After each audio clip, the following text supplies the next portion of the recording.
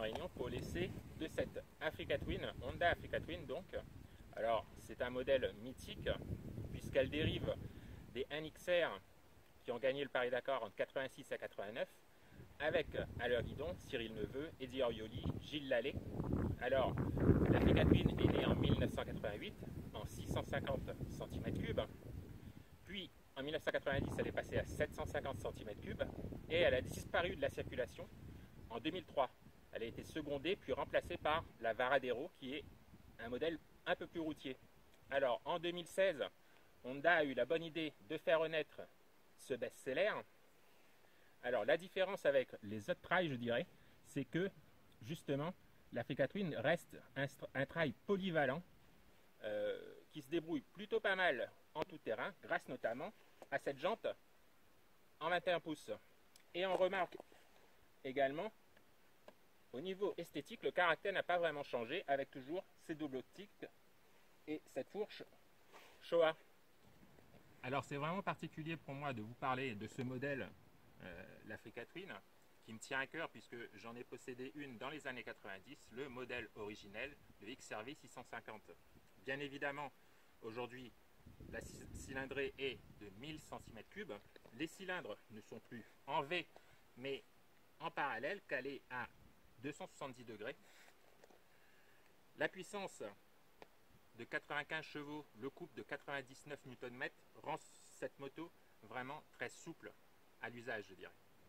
Alors, l'Africa Twin dispose bien évidemment d'une technologie assez avancée. Alors par exemple, aujourd'hui, nous on dispose de la boîte DCT à double embrayage automatique. Bon, c'est assez surprenant, mais c'est assez efficace. Moi, j'ai préféré rouler en mode S1. On a donc 4 modes, D, S1, S2, S3. Ensuite, on a tout ce qui est anti-patinage, puis l'ABS, ABS à l'avant et ABS déconnectable à l'arrière. Alors, ce qui a également changé sur cette Africa Twin, c'est le tableau de bord.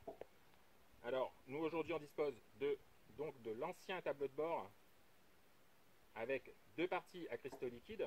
Aujourd'hui, on a un plus grand tableau de bord avec un seul écran à cristaux liquides, un peu plus lisible, je dirais. Alors vous pouvez évidemment personnaliser votre Africa Twin avec des protections pour le carénage, des feux additionnels ou une bulle un peu plus haute. Alors il faut savoir que sur le millésime 2018, je vous rappelle qu'on n'en dispose pas aujourd'hui, alors on aura par exemple un pot un poil plus léger, pareil pour la batterie, et comme je vous disais, beaucoup plus de paramètres au niveau du moteur. Alors bien évidemment que cette Honda Africa Twin a évolué au niveau du style. On trouve plus d'angles saillants par rapport aux anciens modèles des années 90. On a cette teinte rouge et noire.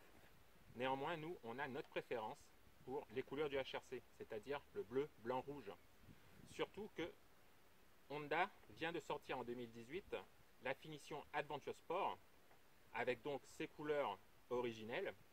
On a également sur cette finition bien précise, 30e anniversaire, un bouclier pour protéger le carter moteur. On a également une hauteur de selle majorée de 5 cm à peu près. Donc c'est vraiment une moto qui se destine véritablement aux aventuriers.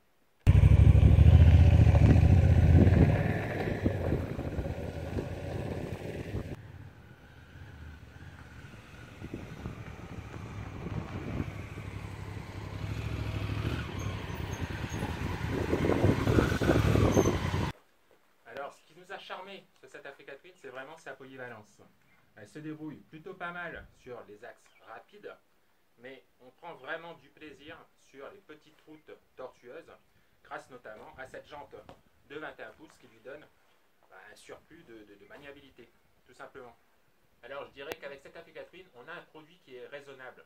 Alors cubant 1000 cm3 par rapport à la concurrence, on a une moto qui est fidèle à elle-même, fidèle au modèle de 1988. On a également une moto facile d'utilisation et les tarifs peuvent paraître presque raisonnables par rapport à une concurrence un peu plus routière, un peu plus GT, je dirais.